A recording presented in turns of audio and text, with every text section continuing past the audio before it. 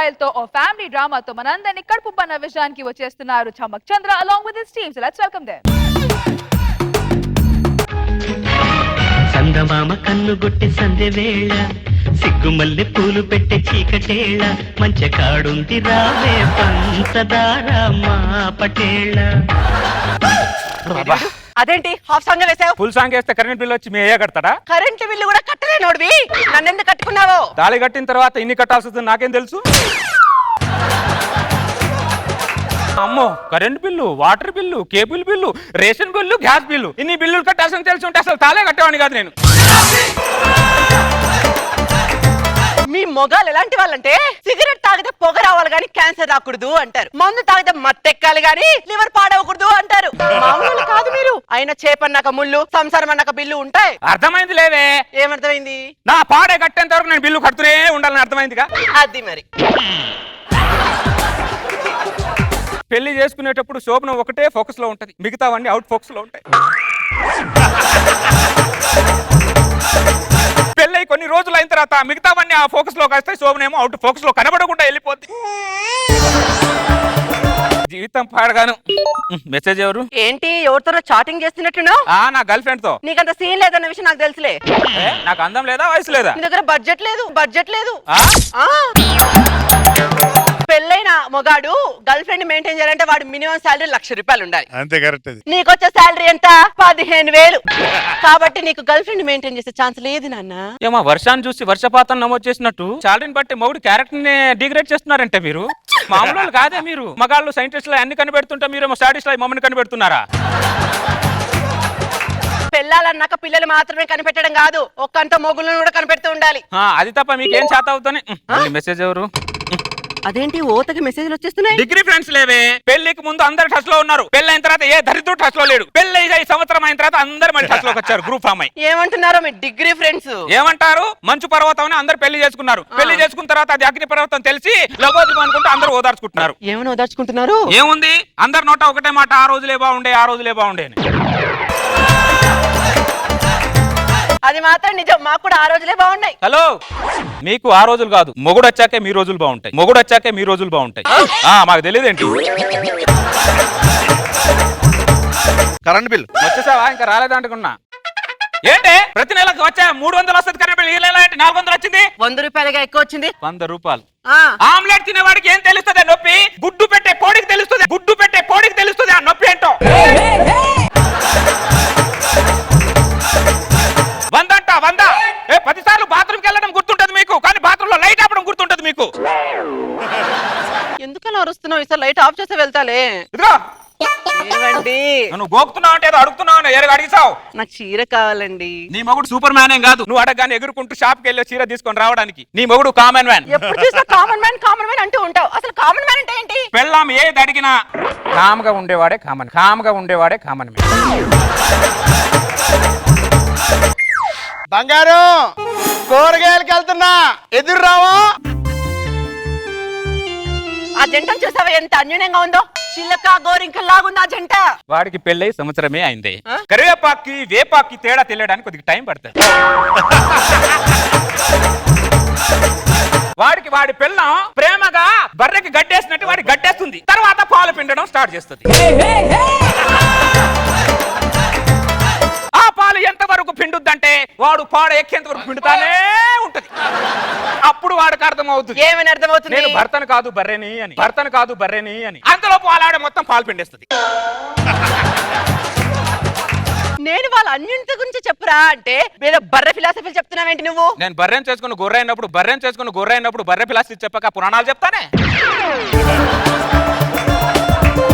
యాదవ జీవితం, నీది ఏదో జీవితమే. నాది కాదు, నీది ఏదో జన్మ. అది కూడా కరెక్ట్. నేను చేసుకుని నేను ఏదో జీవితంలో పడిపోయాను. ఏ వెంకటేశం, బాగున్నావా? బానే ఉన్నాను. నువ్వేంటి ఇలా వచ్చావు? చిన్న పని మీద వచ్చిన సౌజన్య లేదా? లేదు, పక్కింటి లేచిపోయి. వెంకటేశం లేకపోతే ఇంట్లో నువ్వు అది ఎక్కడ పోద్ది? ఇంట్లో చేస్తుంది. సౌజన్య, ఓ సౌజన్య, ఏంటక్క ఇలా వచ్చావు? ఒక గిలాసు చక్కెర బదులు ఈ సెల్లే. అలాగే ఉండవేను ఇంతకు ముందు ఉప్పు పప్పు చక్కెర అన్ని అరువు తీసుకెళ్ళావు మళ్ళీ తిరిగి ఇచ్చావా? అన్ని కలిపి ఒకటేసారి ఇస్తలే వెంకటేశం. అవునా? మీ ఆయన ఇంట్లో ఉన్నాడా? లేడు, పని మీద షాద్ నగర్ పోయిండు. మీ ఆయన వచ్చేంత వరకు నన్ను కూడా మీ ఇంటికి అరువు తీసుకెళ్ళొచ్చుగా. ఏం మాట్లాడుతుంది? మైండ్ ఏమైనా దబ్బిందా? నువ్వు మాట్లాడేది ఏమైనా పద్ధతిగా ఉందా? పద్ధతి గురించి నువ్వు మాట్లాడు. నీ ఇంటి పక్కన కిరాణా షాప్ పెట్టుకొని 10 ఇళ్ళు దాటి నా ఇంటికి పప్పుకు ఉప్పుకు వస్తావు. పద్ధతి గురించి నువ్వు మాట్లాడతావు. నువ్వు ఓ అబ్బో, ఇరుగు పొరుగు అన్నప్పుడు ఇచ్చుకుంటారు పచ్చుకుంటారు. సంవత్సరం నుంచి పుచ్చుకోవడానికి సరిపోతుంది, ఇచ్చుకోవడానికి లేదు ఇక్కడ. వెంకటేశం ఈ ఒక్కనే ఇల్లు లేదు, గల్లీల బొచ్చడి ఇల్లు ఉన్నాయి. పక్కింటికి వెళ్తానంటున్నావు కానీ కిరాణా షాప్కి వెళ్తాను మాత్రం చెప్పట్లేదు. నేను ఉట్టేప్పటి నుంచి కిరాణా షాప్ కు పోలే వెంకటేశం. నువ్వు చెప్పినంత మాత్రం నేను పోతున్నా ఏంది? అమ్మో, ఈ పక్కనే ఎవరో కొత్తగా దిగినట్టు. ఓ చెల్లె, నేను ఈ పక్కనే ఉంటా, గిలాస చక్కెర బదిలీ అమ్మా. ఏదైనా అడగాలంటే ఎంతో కొంత పరిచయం ఉండాలి. ప్రధానమంత్రి నీకు పరిచయమా? అయినా ఆయన కోట్లు వేస్తలేవా నువ్వు? చూడు ఎంత క్యాలిక్యులేషన్ తో కాపురం చేస్తుందో. అదేమో దాని మొగుడు జీతాన్ని ఆదా చేస్తుంది, నువ్వేమో నా జీతాన్ని వృధా చేస్తున్నావు. నేర్చుకోవే కొద్దిగైనా. నేర్చుకుంటానులేండి. బంగారం ఏంటండి? కటింగ్ కి వెళ్తున్నా, ఎదురు రావా? పైత్యం పాడగాను దేన్ని పడితే దానికే ఎదురు రమ్మంటున్నాడు వీడు. చూసావా నువ్వు? కూరగాయలకి వెళ్ళినా కటింగ్కి వెళ్ళినా ఏవే ఎదురు రావే బంగారం అని భార్యనంత ప్రేమగా పిలుస్తున్నాడు. ఆయన ఆదర్శ భర్త అంటే. కూరగాయల పుచ్చులు ఉన్నట్టు మా మగాళ్ళలో కొంతమంది ఇలాంటి పుచ్చులు ఉంటారులే. అందరు పుచ్చులు, నువ్వు మాత్రం పురుషోత్తముడు. మరి ఇక్కడ ఆ విషయం అందరికి తెలుసు, నేను చెప్పాల్సిన అవసరం లేదు. అమ్మా ఏనానా ట్యూషన్ అయిపోయిందా? వచ్చేసావా ఇంటికి? అయిపోయిందమ్మా. నాన్న నాకు 10 రూపీస్ కావాలి, నేను చాక్లెట్ కొనుక్కుంటా. హోంవర్క్ చేసుకోబా. అమ్మా నాకు తెలియదు, నాకు 10 రూపీస్ కావాలి, అరే, నేను లేదని చాక్లెట్ చెప్పారా? కొనుక్కుంటా. రాదు నువ్వు నాన్న. ఇదిగో నాన్న, నువ్వు చాక్లెట్ కొనుక్కో. I love you mummy, I hate you daddy. నా జేబులోంచి 10 రూపాయలు తీసి వాడికి ఇచ్చి వాడు దృష్టిలో ఏమో నువ్వు దేవత అయ్యావు, నేనేమో యోధవనయ్యా. నా కొడుకు అమ్మ ఇచ్చిన 10 రూపాయలని గుర్తిస్తున్నాడు కానీ ఆ 10 రూపాయలు నానదే అని మాత్రం వాడు గుర్తించట్లేదు. అసలు అమ్మ అంటే ఏమనుకుంటున్నావు? అమ్మ అంటే చెట్టు కొమ్మ తెలుసా? ఆ నాన్నంటే ఆ చెట్టుకి వేర్లు అంటాడే. ఈ వేరే లేకపోతే ఈ చెట్టు ఎక్కడ, కాయ ఎక్కడ? అక్కడనే అది తెలుసుకోండి. ఈ నాటక రంగంలో తండ్రి పాత్ర చచ్చిపోతున్న భయంగా ఉంది, మమ్మల్ని కాపాడండి. ఇప్పుడు నాన్న పాత్రకి ఏ అన్యాయం జరిగిందట? ఏం న్యాయం జరిగిందే? చిన్నప్పుడు వాడిని ముద్దు పెట్టుకుంటానంటే వద్దు మీసం గడ్డం గుచ్చుకుంటది అన్నావు. కొద్దిగా పెద్ద వాడిని ముద్దు పెట్టుకుంటాంటే వద్దు మందు వాసన వస్తుంది, సిగరెట్ వాస్తుంది అన్నాను. ఇప్పుడు పెట్టుకో ముద్దు. అప్పుడేమో నువ్వు వద్దన్నావు, ఇప్పుడేమో వాడొద్దు అంటున్నాడు. అమ్మా నేను పెట్టను. పెట్టడాడు నువ్వు వాడు నిన్ను ఎత్తుకున్న ప్రేమనే గుర్తిస్తున్నాడు కానీ వాడు ఎంతో ఎత్తుకు ఎదగాలి అని లక్షలు ఖర్చు పెట్టే నాన్న ప్రేమను మాత్రం వాడు గుర్తించట్లా. రోజు భూమి మీద జీవజాతి నశించిపోయినట్టు నాన్న జాతి కూడా త్వరలో నశించిపోతుందని భయంగా ఉంది నాకు. ఇది మాత్రం గ్యారెంటీ. మదర్స్ డే వస్తే అమ్మ మీద టీవీలో 100 సాంగులు వేస్తారు. ఫాదర్స్ డే వస్తే 4 సాంగులు తప్ప ఏది వేయరు. ఇది చాలా బానే. బాబు వెంకటేశం, మీ ఆఫీస్ మేనేజర్ ఫోన్ నెంబర్ ఉంటే ఇస్తావా? ఎందుకు? మా ఆయనకు సండే హాలిడే ఇవ్వకండి. సండే హాలిడే ఇస్తే ఇంట్లో కూర్చొని మా మెదడు తింటారు, సండే కూడా ఆఫీస్ పెట్టండి అని చెప్పడానికి. నువ్వు పాదరానికి అన్నం పెడతాను. ఏం పాప కాపురం చూసినా ఏముంది గర్వకారం. పెళ్ళాం చేతిలో ప్రతి మొగుడికి పరాభవమే, ఏమీ లేదు. బంగారం, వీడికి ఏదో ట్రీట్మెంట్ ఇవ్వాలి. ఏంటండి? నీ చీరలు ఇస్త్రీ చేయించడానికి వెళ్తున్నాను, ఎదురు రావా? అరే రే ఇక్కడ రా. ఎక్కడికి వెళ్తున్నావు? నా భార్య చీరలు ఇస్త్రీ చేయించడానికి వెళ్తున్నాను సార్.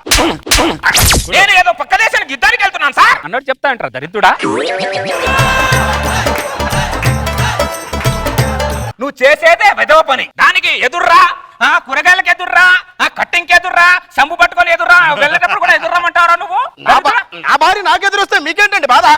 నీ భార్యను చూసి నా భార్య ఎదురు చెప్తుందిరా? ప్రపంచంలో నీకే ఉందరా పెళ్ళం, ఎవరికి లేదా? ఎందుకురా ఈ బతుకు, పనికిరాని బతుకు? ఈ స్త్రీకి లోకు అయిపోయి ఆ స్త్రీకి లోకు అయిపోయి ఎందుకు ఈ బతుకున సావచ్చు కదరా దరిద్రుడా?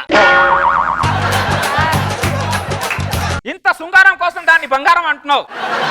తర్వాత తెలుస్తుంది అది బంగారం కాదు, కారాగారం అని. రే మా మగవాళ్ళకి మచ్చ లాంటి వాడే నువ్వు నీలాంటి వదిలేస్తే మా మగజాతికి మచ్చ లాంటి వాడు. పద నువ్వు అర్జెంట్ గా పద. ఎక్కడికి సార్? నీలాంటి విధవల కోసమే నాగబాబు గారు ఒక స్కూల్ పెట్టారు. ఆ స్కూల్ ఆయనకి ఇమిడియట్ గా జాయిన్ చేయాలి. నాగబాబు గారు ఇంకో విధవని తీసుకొస్తున్నాను, కుమ్మిపాకం రెడీ చేయండి. రెడీ. కుటుంబం అంటే ఏంటి సార్? అక్కడ పెడితే తెలుస్తుందిలే. బంగారు నాగబాబు గారి దగ్గరికి వెళ్తున్నాను, ఎదురు రావా? ఎదురు పగిలిపోద్ది. పద.